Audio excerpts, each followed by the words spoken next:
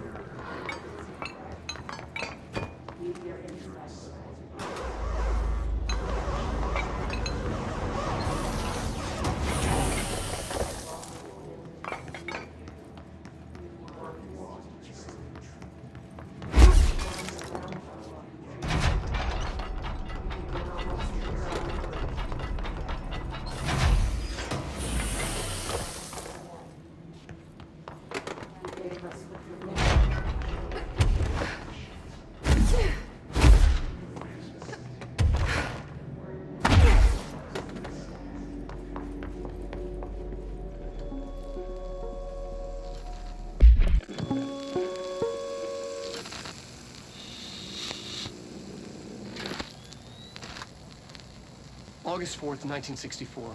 We discovered the oldest house while investigating a suspected altered world event case in the New York City subway tunnels. The agents found their way up into the building. Once we became aware of it, it was there. For the rest of the population, it was hiding in plain sight, a slippery blind spot, seemingly discouraging observation. It's a place of power, an ongoing AWE of its own, seemingly adhering to its physical outer constraints and yet constantly breaking the known boundaries of reality. It's unstable, shifting. Note, for more details on control points and the research and process to stabilize and secure the core sectors, refer to a separate presentation. After extensive research and investigation, the Bureau made the building its headquarters on November 13th, 1968. The Federal Bureau of Control was never out in the open. This was always an obfuscated, classified top secret operation.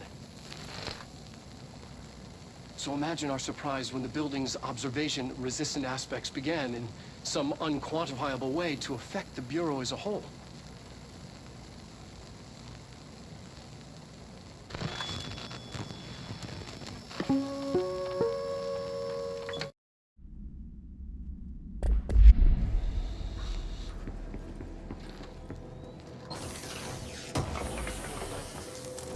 We discovered the oldest house while investigating a suspected altered world event case in the New York City subway tunnels.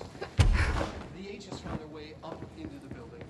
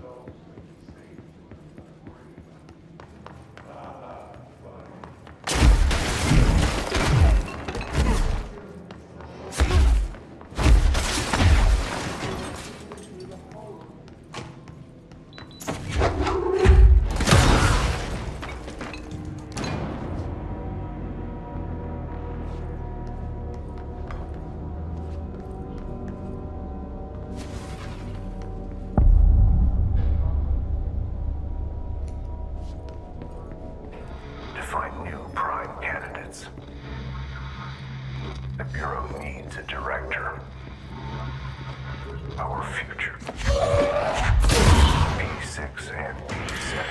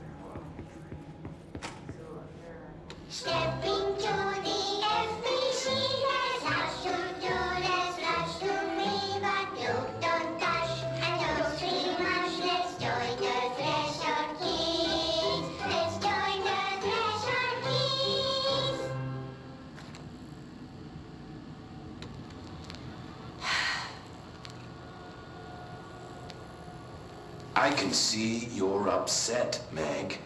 Why don't you tell Uncle Mr. Bones what's wrong? I did bad on my clairvoyance test. You can't ace every test, Meg. You see, everyone has different brains.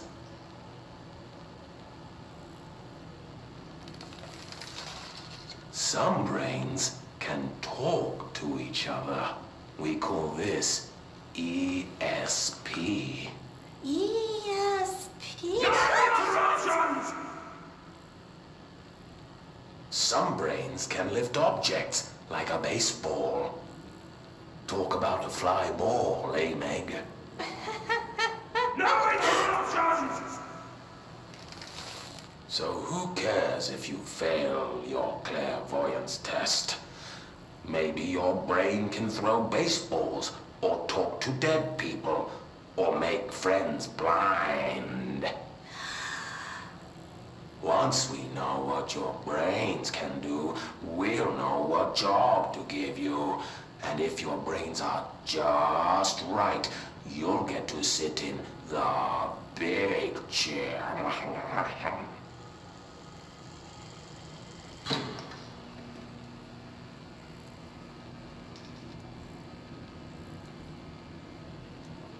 What if I don't want the big chair? What if I don't want the big chair? Everyone wants the big chair, Meg! That's why we're all here. Use those brains to listen for once, or the only chair you'll get in is the one with straps.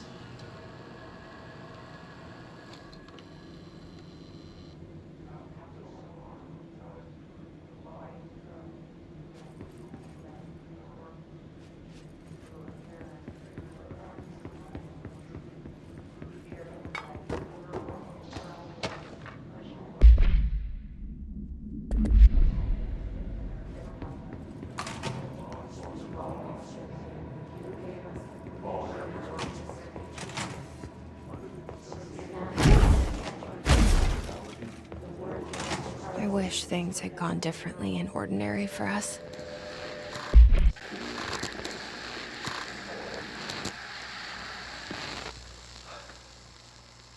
Ordinary. So much coming together in this one case. A new object of power, something we have not seen before. I mean, coming from me, that's saying something. And the boy, Dylan Faden, prime candidate 6. And the sister as well. I mean, once we catch up with her, but the boy, that's so much potential. We're talking Northmore level readings here. And I don't want to invoke his name, but it's completely different circumstances here. It's remarkable.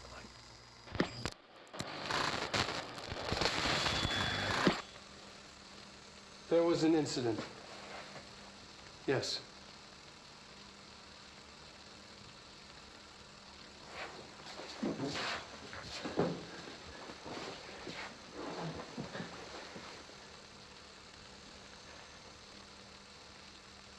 We lost a valuable member of our team, yes. Excessive force. Dylan has so much. But he's just a kid. Like, I'll take the blame. He needs some slack. I mean, boys will be boys. He's exceptional and under a lot of stress. Roberts got killed. It's an unfortunate accident, that's all. Marshall needs to realize this. We will make this work. We'll make this work. But wishing won't change things. Finding the projector will. There's so much coming together in this one case. A new object of power, something something we have not seen before. I mean, coming from me, that's saying something. Is this what Dylan wanted me to see? It doesn't matter. We need to find that projector.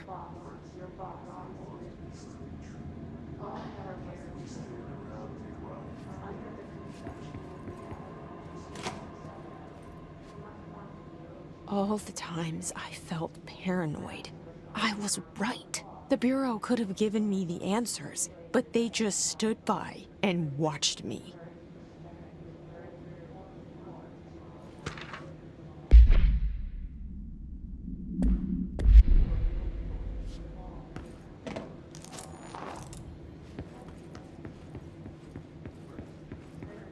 We used to play there all the time.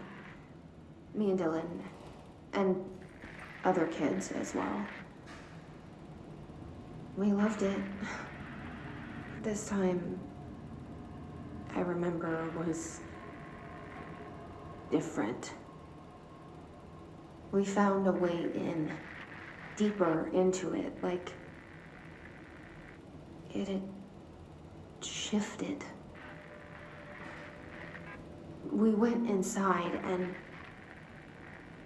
that's where we found the slide projector. A dump is a place for lost things. Things that have been thrown away.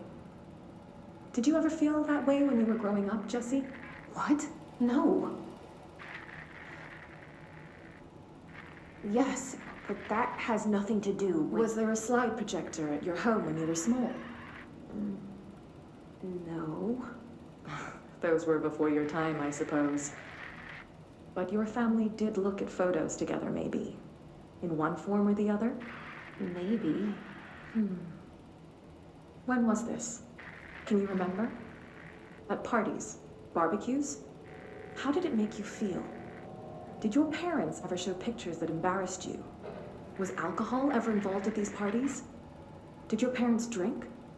Did that make you uncomfortable? No. That's just stupid. Come on. That has nothing to do with this. Nothing. The slide projector, let me ask you this. As a child, did you ever fantasize about worlds inside pictures? Inside a painting? You know, stepping into a painting, into a hidden world, escaping and finding adventure there, away from your parents. I don't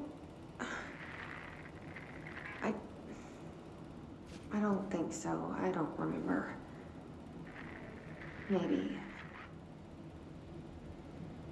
I don't know.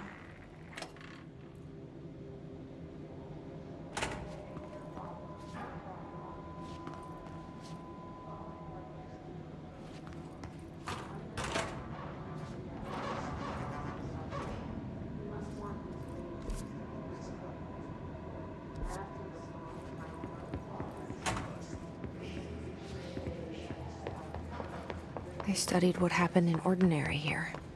That's the place to start looking.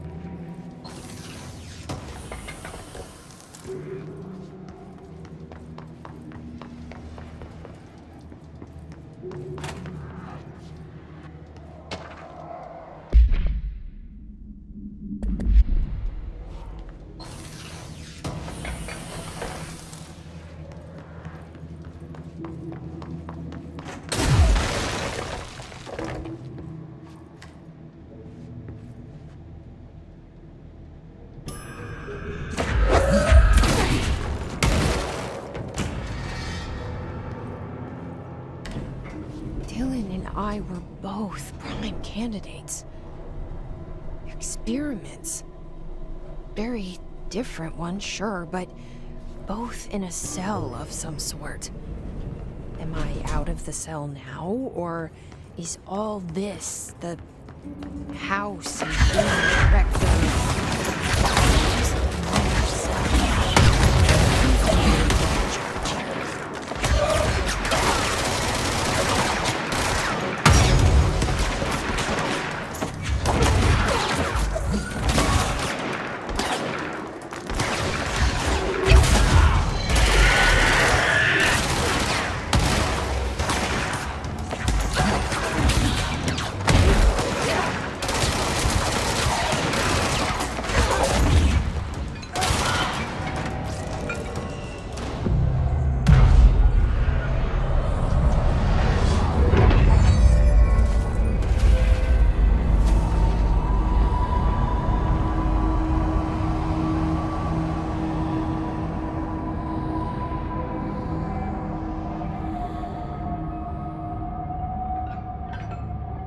We're going back home.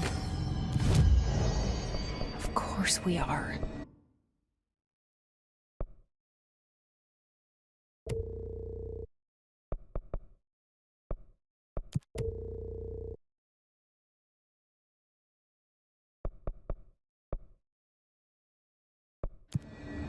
It started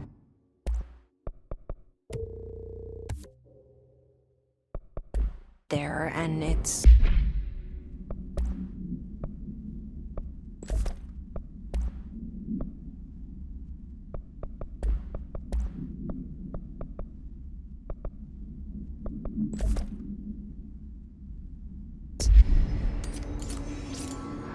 never gone away.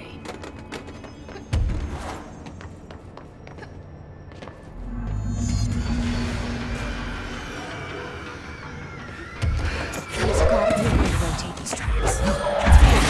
Maybe there's a control panel.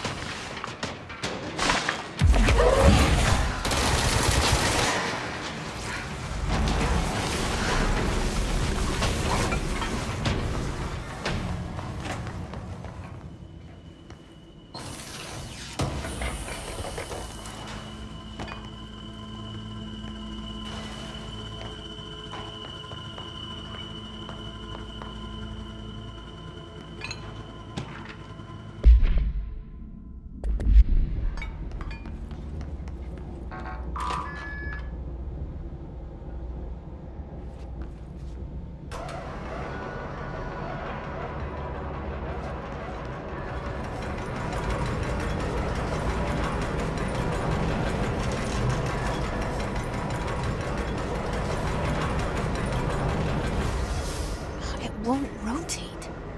Something's blocking it.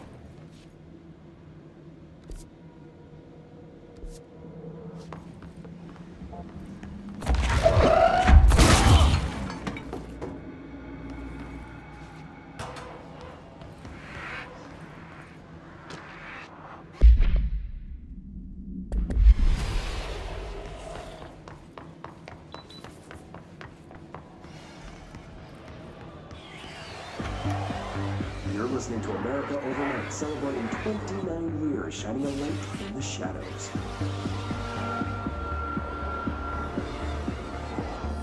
Thanks for staying with us. Here's our first caller. What I'm about to tell you, if they found out, I don't know what would happen. If who found out, brother? The men in the suits. They told me it was an industrial accident, but this is something else. Something nobody talks about. Ordinary. This certainly doesn't sound very ordinary, caller. No, not ordinary. Ordinary. It's a town. And it wasn't an industrial accident. I mean, that's what they said, but that's bullshit. Whoa, please watch the language, caller. It may be 2 a.m., but we're still a family show. I'm sorry. It's just, my brother lived there. They said the town was destroyed, but it wasn't. I went there. The people are gone, but the town's there. It's still there. So the population of an entire town disappears, yet the town remains. Tell me, was the phrase, "there is no salvation," written anywhere? I'm not sure. The same thing happened in Brazil in 23, a village called Rio Verde. More than 600 people just up and left. The government said they were fleeing guerrilla forces, but we know the truth. A mass abduction, as predicted by my regular guest, Dr. Quincy Reagan. Abduction? You mean aliens? That's bullshit! I know they're lying! Now I warned you about the language, caller. I'm afraid we're gonna have to cut you off. And good timing, too. It's time for a short break. Hang in there. America Overnight will be right back.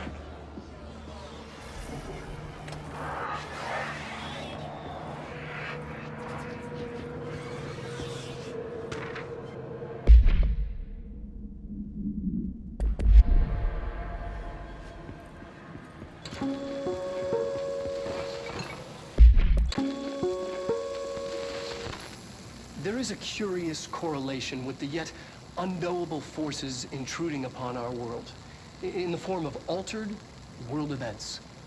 These forces gravitate toward archetypal objects, a gun, a television, a supposedly haunted house. So clearly humanity affects this process. Our collective unconscious is a map of sorts.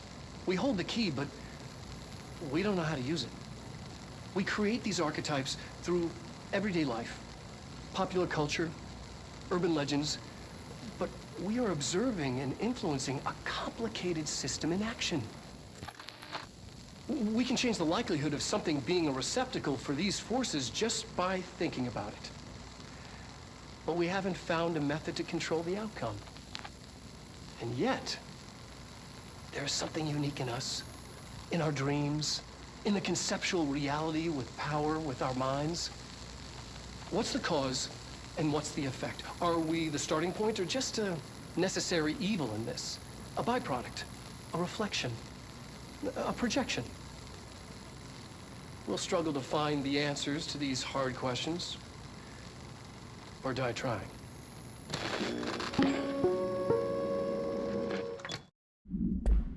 There is a curious correlation with the yet unknowable forces intruding upon our world, in the form of altered world events. These forces gravitate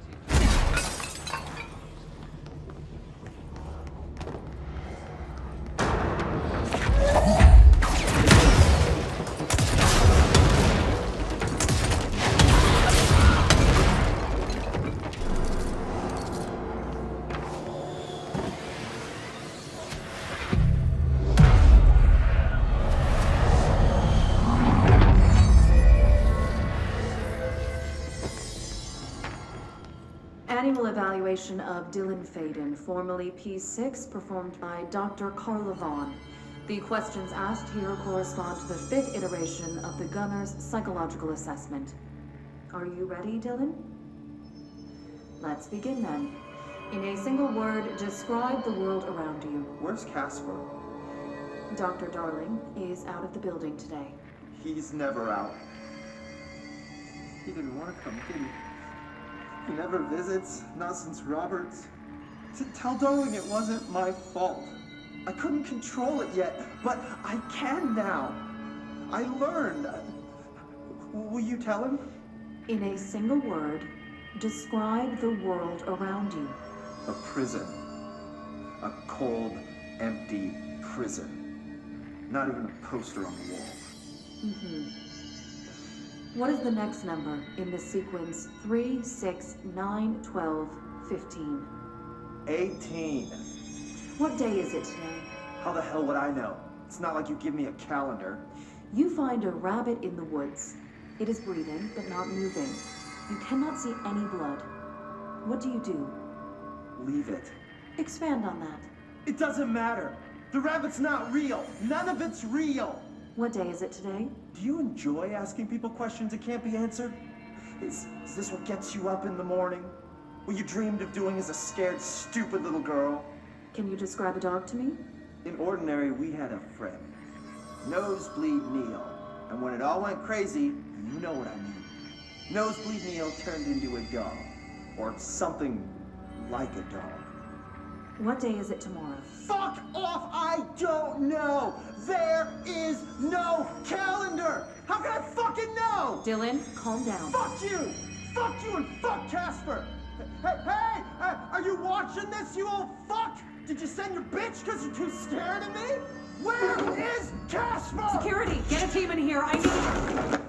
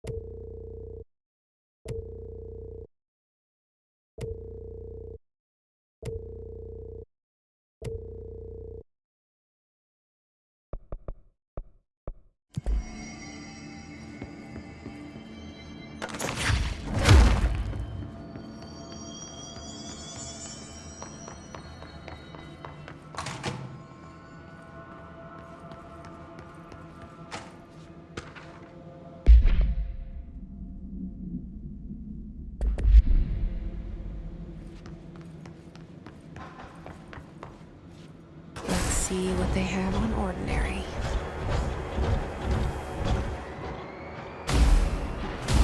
It's all here. Our home, our school, the woods, the dump.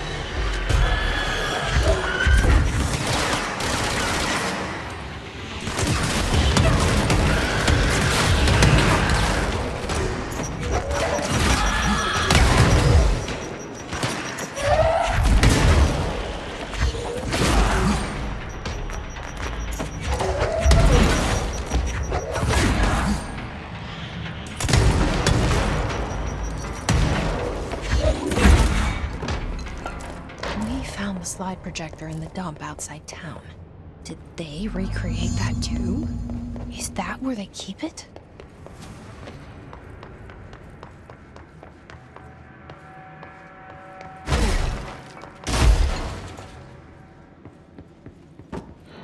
You mentioned a poem last time we talked. By Thomas Zane? Yes. Beyond the shadow you settle for, there's a miracle illuminated. I looked the poem up. Only I couldn't find any poet by that name. I did find a European filmmaker who moved here in the 60s, named Thomas Zane. What? I don't... No matter. It suits you very well. The poem. How you see things. Maybe you wrote it yourself? I didn't. No matter. You've said a few times that you feel like there's a piece of you missing. Can we talk about that? Okay. Yeah, it's this. I feel an emptiness, a yearning for something that I think I lost. It's natural for you to feel that way. Your brother and your parents are dead. No! No. Dylan's not dead. And that's not even it. You're referring to the imaginary friend from your childhood? Polaris. She's come back. After a long time, she's calling me. In a dream I saw, she showed me things. Jesse. It felt more real than anything. As real as what happened in Ordinary. The industrial accident in your hometown that you believe Polaris caused. No, it wasn't an accident. There was no industrial accident, and Polaris didn't cause it. She saved me and Dylan. Jesse. No! It was a cover-up. The government knows about it. There were agents there. Agents from... I don't know exactly, but they took Dylan. I'll find them. I won't stop looking. Polaris wants me to go to New York. There's a building there. I have to leave soon. I have to be there at a very specific time. Something hugely important is going to happen. Jesse, you know we can't let you go until you're well. And that begins by understanding what's real and what's imagined.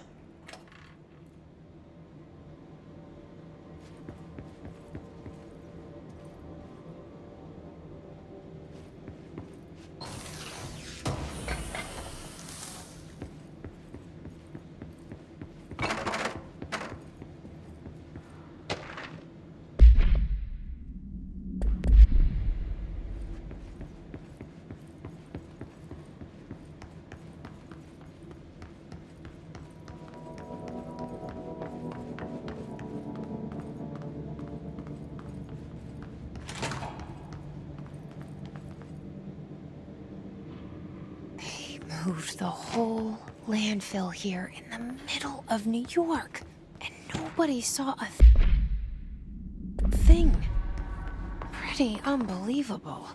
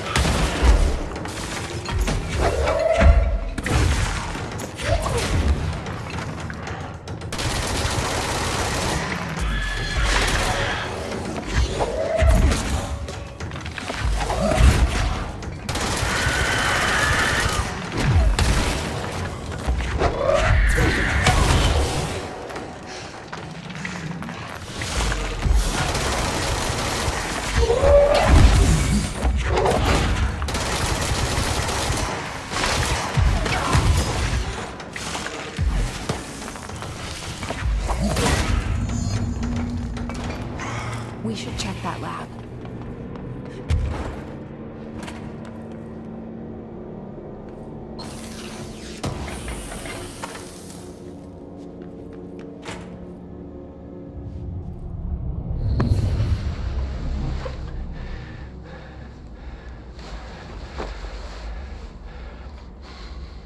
Effective immediately. I'm setting up a new department. Dimensional research in the research sector. Transferring the slide projector there. That's where my focus will be now. The ordinary site remains as is. We'll be back to... I don't know when.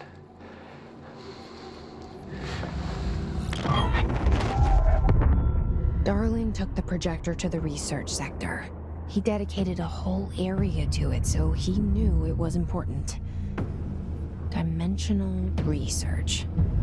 That's where we go next.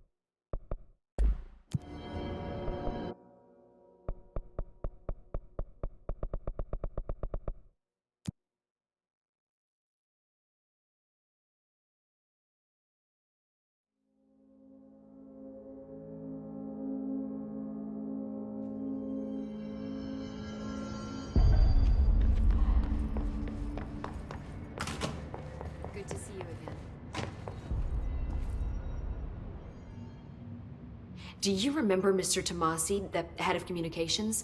The hiss he was changed into showed up in containment, near the turntable. I'll take care of it. That thing's not getting away this time. I've heard reports about his particular use of language and intonation when repeating the hiss babbling. The biological and behavioral distinctions between different hiss-corrupted individuals is truly fascinating. I wonder if I could categorize the data. And she's already off on her own thing. I should get going.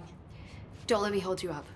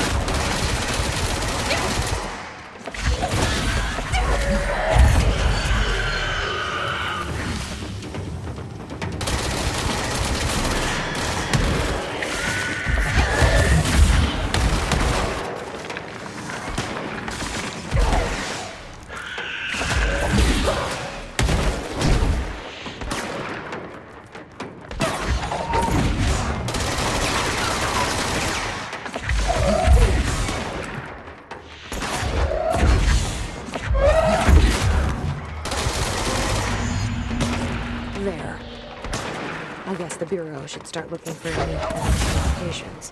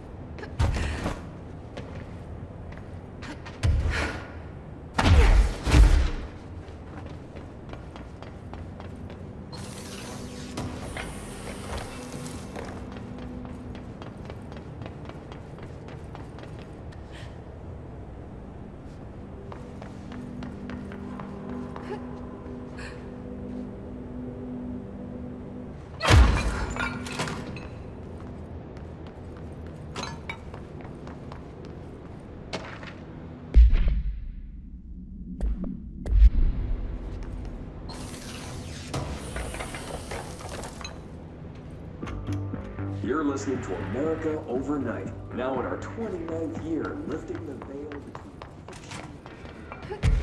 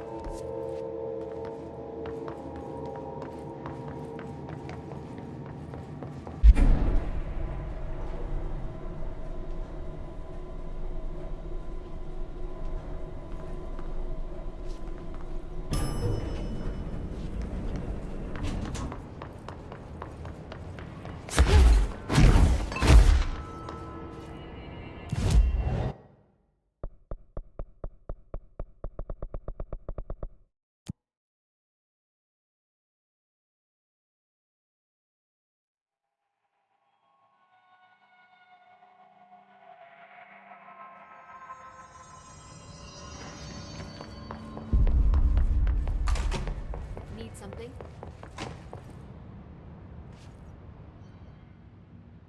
I took care of the Tomasi problem. Sorry, I forget he was a coworker. Don't apologize. That wasn't the real Tomasi. He died when the hiss got him. You're right. I just didn't want to be insensitive. Sentimentality is a weakness in situations like these, Jesse. That's Bureau 101.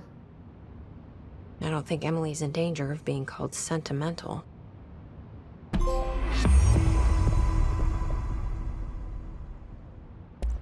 I should get going. Don't let me hold you up.